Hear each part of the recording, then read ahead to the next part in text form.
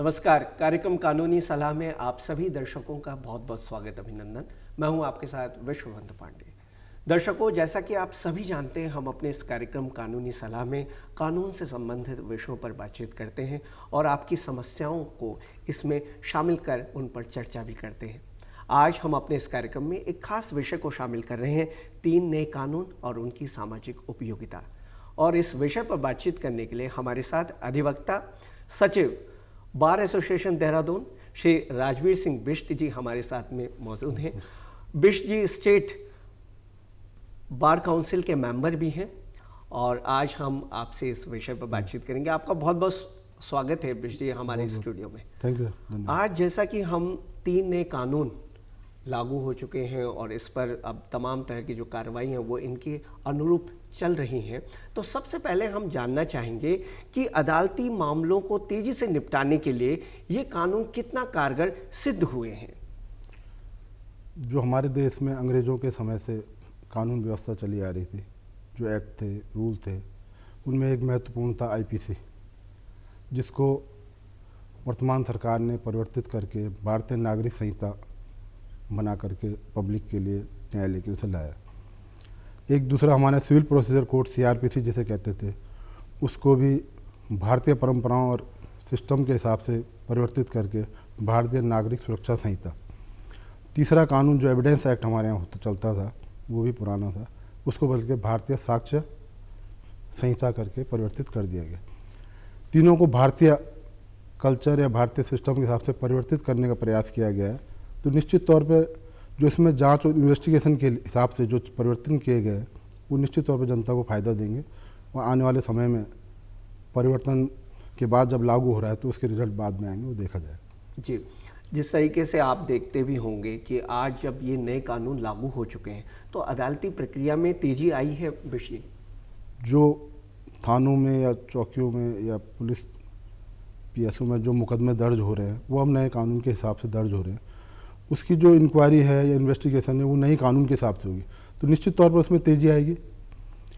तेज़ी उसके न्यायालय में किस हिसाब से आएगी, उसकी जो व्यवस्था इसमें की गई है नए भारतीय नागरिक संहिता में, पूर्व में जो पूर्व कानून हिसाब से होता है कि यदि अभियुक्त है, अभियुक्त न्यायालय में उपस्थित नहीं हो पा रहा है, उसके समन जा रहे हैं, वारंट जा रहे हैं, अभियुक्त फरार है, तो जो उसकी केस की प्रोसीडिंग है वो रुकी हुई है जब तक वो उपलब्ध नहीं हो पाता है। लेकिन वर्तमान में इस कानून में महत्वपूर्ण परिवर्तन किया गया है। अभियुक्त फरार है या उपलब्ध नहीं है, उपस्थित नहीं है, केस की जो प्रोसीडिंग है वो चलती रहेगी। केस में एविडेंस आना है, चार्जशीट दाखिल होनी है, केस के ऑर्डर होने, वो गतिमान रहेगी। वो फरार है वो बात अलग है, लेकिन केस की प्रोसीडिंग डिले प्रैक्टिस एक प्रकार की अपनाई जाती है अभियुक्तों द्वारा, वो अब नहीं होगी। बिल्कुल, प्रोसीडिंग आगे बढ़ती जाएगी और सब जो निर्णय होना है वो हो जाएगा। जी, और इसी से जो तेजी मैं समझता हूं कि जो लंबित मामले उनमें हमें देखने न्यायिक को प्रक्रिया में तेजी है। बिल्कुल नए मामलों में जी, जो पुराने मामले हैं वो पुराने एक्ट के हिसाब से चलेंगे, वो कंटिन्यूस है। जी, जब से लागू है एक्ट तब से तो नए मामले के हिसाब से चलेगा। कहने का अर्थ ये है कि लागू होने के बाद जो मामले आए हैं उनकी सुनवाई जो है वो नए कानून के तहत जाएगी। जी, पुराने जो मामले वो पुराने कानून से चलेंगे जब तक वो समाप्त नहीं होते हैं। जी, अब वो 5 वर्ष में समाप्त हों, 10 में हों, वो अलग है, वो पुराने सिस्टम से ही चलेगा। बिल्कुल।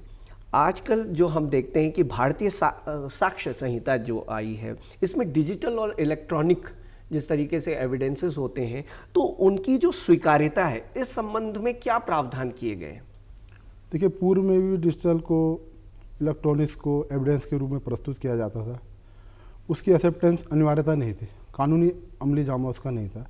लेकिन वर्तमान में नए कानून में नए परिदृश्यों को देखते हुए, वर्तमान समय को देखते हुए उसे अनिवार्य कर दिया गया। उसकी एक्सेप्टेंस बढ़ा दी गई है कोर्ट में।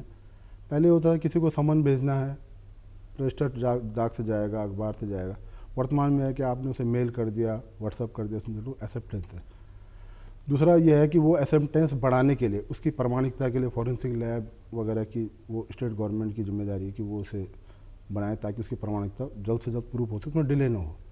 जी, निश्चित रूप से। और जिस तरीके से ये भारतीय साक्ष्य अधिनियम अब आया है, इसमें जो एविडेंसेस की स्वीकार्यता है वो उनकी जवाबदेही भी हर व्यक्ति की बढ़ी है और इससे एक तेजी जो है, ये उपयोगिता सबसे बड़ी इन कानूनों की यही है। वर्तमान समय में इलेक्ट्रॉनिक्स डिवाइस हमारे सिस्टम का एक पार्ट बन चुकी है। जी, उसको कानून में तवज्जो दी गई है अति आवश्यक था। ये बहुत महत्वपूर्ण बिंदु है, सरकार द्वारा उसे कानूनी अमली जामा पहनाया गया है, तो ये स्वागत योग्य है। बिल्कुल, निश्चित रूप से, और ये बहुत ज़्यादा स्वागत योग्य है और इससे जो समाज के लोग हैं, जो सामान्य जनता है, उसे काफ़ी मदद मिलेगी। बिजली, महिलाओं और बच्चों के खिलाफ हम देखते हैं कि जो अपराध आए दिन बढ़ रहे हैं, कमी भी आ रही है। जिस तरीके से जनता जागरूक हो रही है तो कमी भी आ रही है, लोग जागरूक हो गए हैं अपने अधिकारों कर्तव्यों के लिए। तो महिलाओं और बच्चों के लिए जो अपराध हैं इनमें, इसमें जो नए कानून में महत्वपूर्ण प्रावधान है वो किस प्रकार के हैं? महिलाओं, बच्चों से संबंधित, नाबालिग बच्चों से संबंधित जी, पूर्व में भी अपराध होते थे, उसके लिए भी सज़ा का प्रावधान था। लेकिन वर्तमान समय में इस कानून में, भारतीय नागरिक संहिता में धारा 63 से लेकर और 99 तक पूरा डिस्क्राइब करके हर धारा को अलग अलग खोल दिया गया है। रेप 64 में उदाहरण के लिए, गैंग रेप 70 में रख दिया गया है, अलग अलग डिस्क्रिप्शन उसका खोल दिया गया है। बिल्कुल, पहले लगभग 376 के इर्द गिर्द ही सब सेक्शन में वो घूमता था, तो उसका सजा का प्रावधान भी अलग अलग कर दिया गया है। इसमें सबसे महत्वपूर्ण जो विषय है कि जो महिला है, पीड़ित है या नाबालिग बच्चा है, उसको बयान लेने थाने या कहीं चौकी में नहीं जाना पड़ेगा, वो अपने घर पर बयान देगी जहाँ उसे कंफर्ट होगा। और नाबालिग बच्चों से या रेप पीड़ित से, महिला यौन शोषण से संबंधित कोई भी कार्रवाई होगी वो न्यायिक प्रक्रिया में बंद कमरे की कार्रवाई में होगा, उसे सार्वजनिक तौर पर नहीं होगा कि आम तौर पर जन सामान्य मानस कोई भी न्यायालय में जा सकता है दूसरे कमरे। लेकिन इस मामले में बंद कमरे की कार्रवाई में प्रोसीडिंग चलेगी, तो जनता या जो पीड़ित है उसको निर्भीक होकर के अपने हक की लड़ाई उठानी चाहिए, न्यायिक प्रक्रिया में सहयोग देना चाहिए, न्यायिक प्रक्रिया में भरोसा रख के उसे न्यायालय में आना चाहिए। जी, दूसरा, इसमें जो प्रावधान है नाबालिग लड़कियों के लिए, पहले किसी बच्ची के साथ गैंग रेप हो जाता था या 18 वर्ष से, अब उसमें स्पष्ट प्रावधान है, या तो उम्र कैद होगी या उसे मृत्युदंड दिया जाएगा।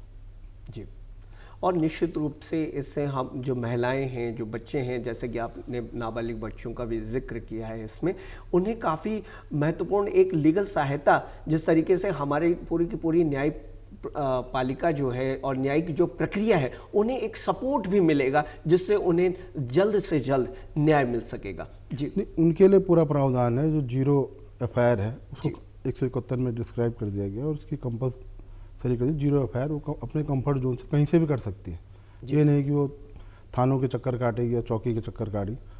उसके कंफर्ट देखते हुए उसके लिए वो व्यवस्था सरकार द्वारा की गई है।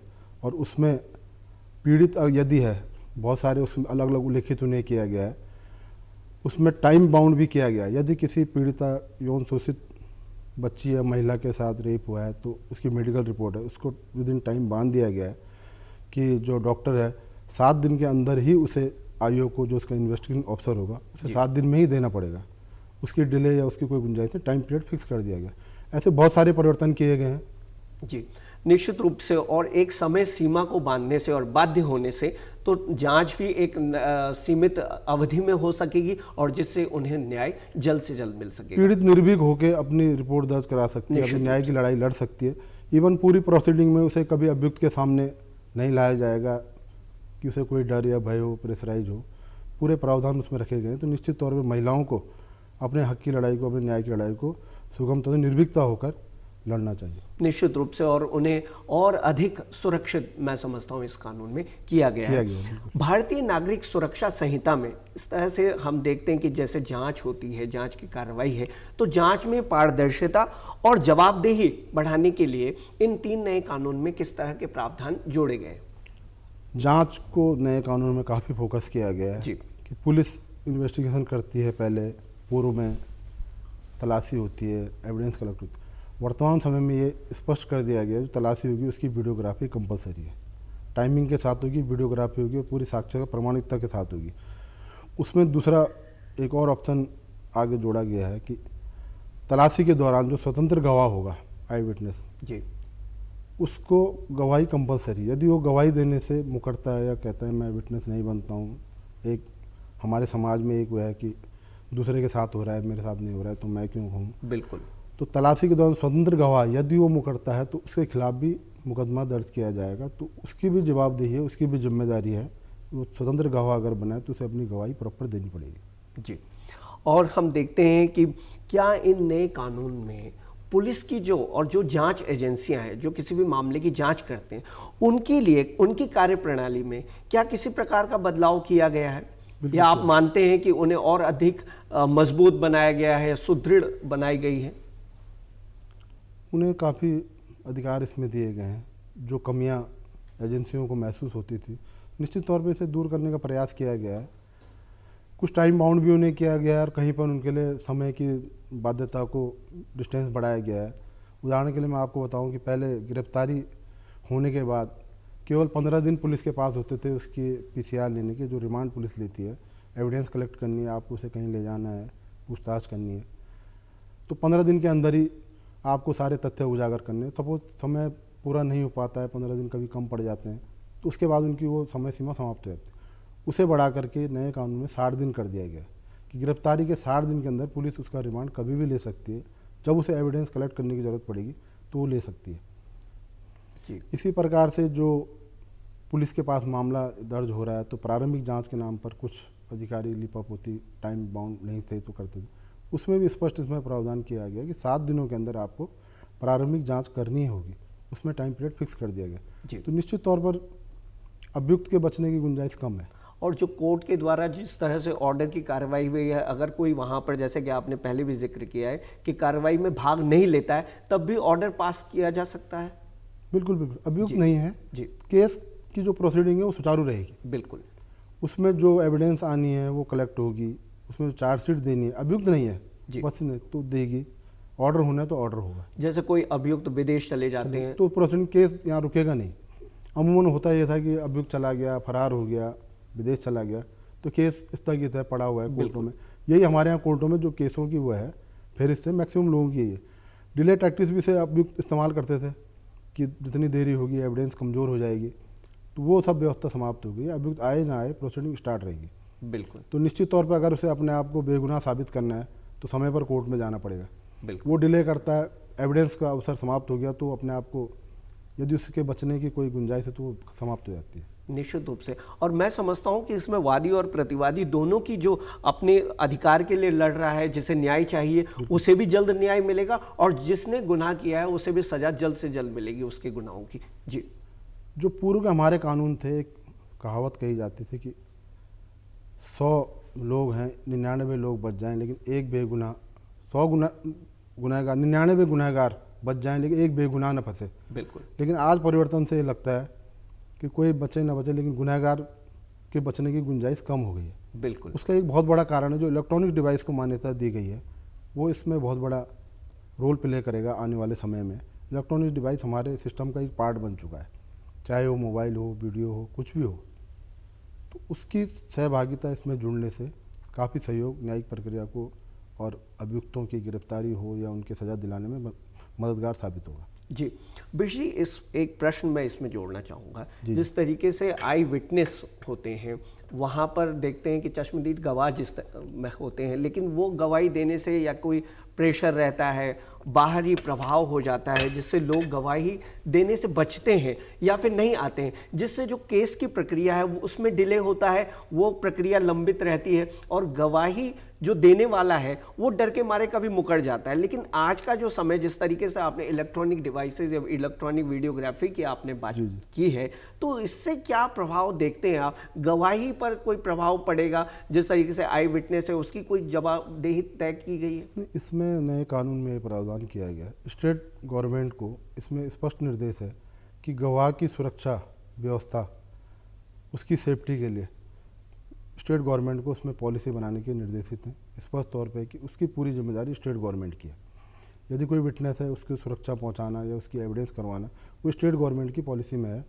कानून में उसको प्रावधान है कि स्टेट गवर्नमेंट उसको सुरक्षा देगी, कैसे देगी वो पॉलिसी बनाएगी। जी। घरेलू हिंसा मामले की अगर हम बात करें, डोमेस्टिक वायलेंस की बात करें, तो क्या आप देखते हैं इन 3 नए कानूनों में कुछ विशेष प्रावधान हैं क्या? जब डोमेस्टिक वायलेंस हो जाती थी उसके लिए किस प्रकार से जांच की जाएगी इसके तहत, नए कानून के तहत? नए कानून में उन्हें अलग अलग परिभाषित किया गया कि क्रूरता जो है वो किस स्तर की है। बिल्कुल। तो उसे जो मैंने आपको प्रारंभ में बताया था कि 63 से लेकर 99 धारा तक जो है वो महिलाओं और बच्चों से रिलेटेड ही हैं। उनमें अलग अलग क्रूरता किस लेवल की है, क्रूरता किस स्तर पर की गई, उस हिसाब से उसे परिभाषित किया गया, उसी हिसाब से उसके खिलाफ कठोर कार्रवाई का पूरा प्रावधान किया गया है। जी, आर्थिक रूप से जो लोग कमज़ोर हैं या अपना मुकदमा वो कराने के लिए वकील की फ़ीस नहीं दे पाते हैं, या एक ऐसा वर्ग भी है कि आर्थिक समस्याएं रहती हैं और व्यक्ति उतना सक्षम नहीं रह पाता है किसी मुकदमे को करने के लिए, तो ऐसे में उसे कहाँ पर जाना चाहिए और कहाँ से सहायता प्राप्त करनी चाहिए? क्योंकि आप बार एसोसिएशन है तो उनके सचिव भी हैं, इसके साथ ही स्टेट मेंबर भी हैं बार काउंसिल के। जी देखिए, कोई पीड़ित है, आपके साथ कोई घटना कारित हुई है, तो उसका मुकदमा तो स्टेट लड़ती है। जी आप थाने में जाएंगे, अपनी रिपोर्ट दर्ज कराएंगे, आपकी रिपोर्ट दर्ज होगी, वो स्टेट केस बनेगा। उसे लड़ने की जिम्मेदारी पूरी राज्य सरकारों की होती है, वो पूर्व से व्यवस्था चली आ रही है। जी उसके लिए अभियोजन होता है, जो राजकीय सेवा के लोग होते हैं वो उस मुकदमे को लड़ते हैं। तो उसमें तो ऐसी कोई बात नहीं कि आपकी आर्थिक स्थिति क्या है क्या नहीं है, वो स्टेट केस है। फिर भी जो आपने कहा था, ये घरेलू हिंसा से संबंधित जो निजी मुकदमे होते हैं, जी उसमें कोई गरीब है या कंप्लेंट केस होते हैं कि आपको वाद दायर करना है न्यायालय में आके, बिल्कुल। तो उसके लिए जिला विधिक सेवा प्राधिकरण का गठन माननीय सर्वोच्च न्यायालय के निर्देशानुसार कार्य करता है, जिसमें एक लीगल टीम होती है। सचिव जिला विधिक सेवा प्राधिकरण, जो सिविल या सीनियर जज रैंक के अफसर वहाँ पे बैठते हैं, उनके अध्यक्ष हर जिले के जनपद न्यायाधीश होते हैं, वो उसकी मॉनिटरिंग करते हैं। उस पर अधिवक्ताओं का एक पैनल बनाया जाता है, जिनको न्यायिक प्रक्रिया के दौरान उनके वाद के हिसाब से स्टेट की ओर से या केंद्र से उसका अलग बजट होता है, उस हिसाब से उन्हें पे किया जाता है। जी किसी को आवश्यकता है तो किसी भी जनपद में जिला विधिक सेवा प्राधिकरण सचिव जिला विधिक से पत्र लिख करके, एक प्रार्थना पत्र दे करके अपने लिए अधिवक्ता नियुक्त करवा सकता है।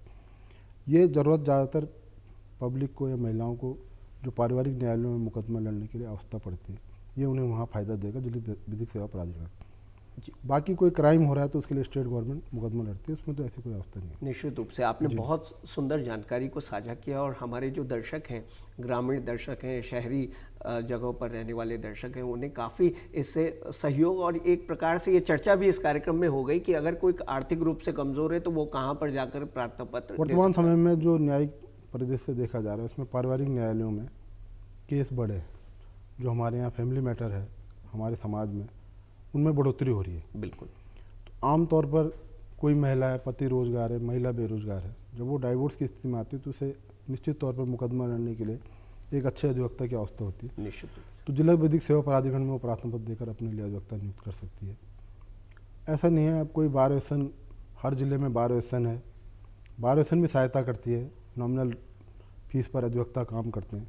कुछ नए अधिवक्ताओं ने अपने समूह बना रखे हैं, वो निःशुल्क रूप से काम करते हैं, जी एक सहायता के तौर पर कार्य करते हैं। ऐसा नहीं है, अब यदि सही संपर्क आप करेंगे तो निश्चित तौर पर आपको न्याय मिलेगा। लड़ाई लड़ने की जिम्मेदारी आपकी है। जी, सही दिशा में अगर कार्य किए जाएंगे तो ज़रूर न्याय मिलेगा और पीड़ित है उसे राहत ज़रूर मिलेगी। विषय हम देखते हैं कि साइबर अपराध जिस तरीके से आज के समय में बढ़ रहे हैं, डिजिटलाइजेशन का ज़माना है और ऑनलाइन प्लेटफॉर्म के माध्यम से हर चीज़ आज पॉसिबल हो चुकी है, और बिना ऑनलाइन के कोई कार्य आज हम कर भी नहीं सकते। ऑनलाइन से जुड़े होना और वेब से जुड़े होना, ये एक साधारण सी बात आज हो गई है। लेकिन इसके साथ साथ में जो अपराधी हैं वो भी साइबर क्राइम, जैसा कि आज एक बड़ा शब्द है साइबर क्राइम, उससे जुड़ गए हैं, और ऐसे ऐसे भांति भांति के अपराध वो करते हैं कि उन्हें पकड़ना भी ज़रा मुश्किल हो जाता है। और चाहे आर्थिक रूप से देखें, पैसों को लेकर की बात करें या किसी को डिफेम करने की बात हो, मानहानि की बात हो, तो बड़े आराम से अगर कोई साइबर क्राइम को अंजाम देता है तो वो काफ़ी हद तक मानसिक रूप से किसी भी व्यक्ति को वो मुश्किल में डाल देते हैं और उसे चोट पहुंचाते हैं। तो आज के समय में या पिछले जो कानून हैं या जो नए कानून हैं, इनमें साइबर अपराधों के लिए क्या कुछ किया गया? साइबर अपराधों के लिए पूर्व से ही स्टेट गवर्नमेंट द्वारा हर जिले में साइबर थाना खोला गया है, साइबर सेल का गठन किया गया है। उसमें पूरी टीम पुलिस की होती है जो इन मामलों में एक्सपर्ट होती है, वो पूर्व से चली आ रही व्यवस्था है। बिल्कुल। उसमें नए कानून में महिलाओं से संबंधित जो साइबर क्राइम है, उनकी किसी प्रकार की भंग करना, वो करना, उसके लिए भी अलग से प्रिस्क्राइब किया गया है। 72-73 सेक्शन में उनको अलग से उसे दिया गया है कठोर कार्रवाई का। लेकिन हर ज़िले में साइबर थाने हैं, साइबर सेल बना हुआ है, पुलिस की अलग टीम है, एक्सपर्ट टीम है, वो उसमें कार्य कर रही है। इलेक्ट्रॉनिक एविडेंस की एक्सेप्टेंस जब न्यायालयों में बढ़ गई तो निश्चित तौर पे साइबर क्राइम में कुछ न कुछ फर्क इस नए कानून से पड़ेगा। जी, अमूलचूल परिवर्तन मुझे लगता है इस पर ज़रूर होगा।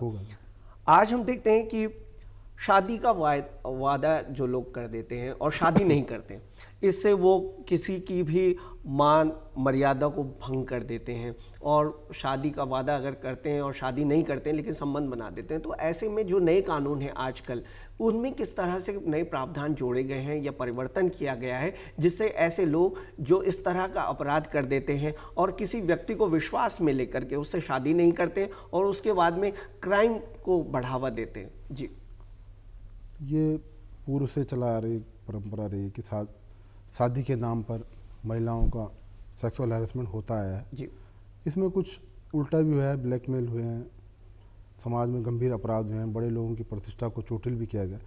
लेकिन कहीं ना कहीं से महिला ही हर जगह प्रताड़ित हुई है, तो उसके लिए अलग से प्रावधान किया गया। उसमें शादी का झांसा दे के, जिसे आप कह रहे हैं, यदि कोई सेक्सुअल हैरेसमेंट करता है तो पूर्व में वो 376 की कैटेगरी में उसे लिया जाता है, लेकिन उसके अलग से प्रिस्क्राइब किया गया। उसमें कम से कम 10 वर्ष का कठोर कारावास रखा गया है ताकि पीड़िता को न्याय मिल सके। जी, मुझे लगता है कि आज इन कानूनों से सज़ा का प्रावधान भी बढ़ा है और कठोरतम कारावास की जो सीमा है उसे भी बढ़ाई गई है, जिससे समाज में एक स्वस्थ मैसेज, स्वस्थ संदेश जा सके कि अन्याय अत्याचार के लिए किसी प्रकार की जगह नहीं रहेगी।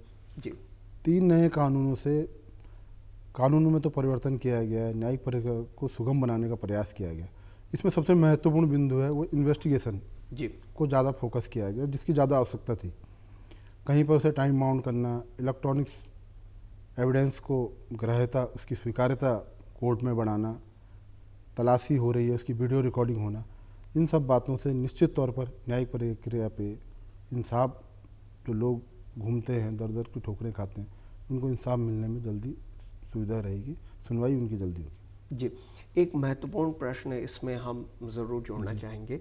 जिस प्रकार से रेप का अब ट्रायल चलेगा कोर्ट में और न्यायालय में, तो वहाँ पर कार्रवाई किस तरह से की जाएगी? रेप की जो कार्रवाई है पूर्व से ही है कि बलात्कार की पीड़िता को अभियुक्त के समझ, लेकिन अब उसका प्रावधान में रखा गया है कि उसे अभियुक्त के सामने नहीं लाया जाएगा। जी, दूसरा, वो बंद कमरे की कार्रवाई में पूरी प्रोसीडिंग चलेगी, या पुलिस को उसके बयान लेने हैं पीड़िता के, या नाबालिग बच्ची है, नाबालिग बच्चा है, तो पुलिस उसे थाने या चौकी में उसके बयान नहीं लेगी। जहाँ उसका कंफर्ट जोन होगा वहाँ उसके बयान लेने जाएगी। जी, आज बेशक हम इन 3 नए कानूनों पर बातचीत हमने की है और इनकी जो सामाजिक उपयोगिता है इस पर हम बात कर रहे हैं। तो क्या आपको लगता है कि ये जब से ये कानून लागू हुए हैं और कार्रवाई इनके अनुरूप चली आ रही है, तो समाज में क्या परिवर्तन आप देख रहे हैं? पूर्व में भी कानून थे, पूर्व में भी सजाएं होती थी जी, लेकिन अत्यधिक पुराने थे। नए समय में नई मांग थी, सरकार द्वारा इन्हें परिवर्तित किया गया, जो एक सफल प्रयास है। हो सकता है कल के दिन इसमें परिवर्तन की कुछ गुंजाइश हो या परिवर्तन की आवश्यकता हो, तो निश्चित तौर पर समय समय पर संशोधन किए जाते हैं। वर्तमान समय में जो ये कानून आए हैं, मैंने पहले भी आपको बताया कि इन्वेस्टिगेशन में इसमें काफ़ी सहायता होगी, कि जांच में तेज़ी आएगी, तो निश्चित तौर पे पब्लिक को फ़ायदा होगा। लेकिन मूल बिंदु है कि पब्लिक को जागरूक होना होगा अपने मूलभूत अधिकारों के प्रति। जो पीड़िता है, नाबालिग बच्चे हैं, उन्हें खुल कर के आगे आना होगा, तभी हम इन अपराधों को, बढ़ते हुए अपराधों को रोक पाने में सक्षम होंगे। जी, निश्चित रूप से जब वो खुल करके आगे आएंगे, आपने जैसा कि कहा कि अगर जन जागरूकता बढ़ेगी तो समाज में अपराध भी कम होते चले जाएंगे और इन नए कानूनों से काफ़ी हमारा सशक्त और सक्षम हम लोग बन जाएंगे। आगे आने के बाद जांच एजेंसी को सहयोग करना जो सबसे बड़ा पार्ट होता है जी, एविडेंस कलेक्ट करने का या जांच को आगे बढ़ाने का। शुरुआत में लोग आगे आते हैं, फिर पीछे हो जाते हैं, सामाजिक डर होता है। उन चीज़ों से बचकर जब आप किसी अपराधी को दंडित करेंगे तो अपराध का ग्राफ घटेगा। जी, नहीं तो अपराध का जो ग्राफ है वो बढ़ता जाएगा। वो जागरूकता से ही घटेगा, पहले आपको जागरूक होना पड़ेगा। जी, बहुत ही सुंदर आपने कहा कि जब जागरूकता बढ़ेगी तो निश्चित रूप से अपराध खत्म हो जाएगा। जी, आप इस कार्यक्रम में हमारे साथ सम्मिलित हुए और 3 नए कानून और उनकी जो सामाजिक उपयोगिता है, इस पर आज बहुत सारे हमारे प्रश्नों पर आपने चर्चा भी की। इसके लिए आपका बहुत बहुत धन्यवाद। बहुत बहुत धन्यवाद। जी, तो दर्शकों, ये था आज का हमारा कानूनी सलाह कार्यक्रम, जिसमें आज हमने 3 नए कानून और उनकी सामाजिक उपयोगिता विषय पर चर्चा की। हमें आशा है कि आपको महत्वपूर्ण जानकारी ज़रूर मिली होगी। अगले अंक में आपसे फिर होगी मुलाकात। तब तक के लिए नमस्कार।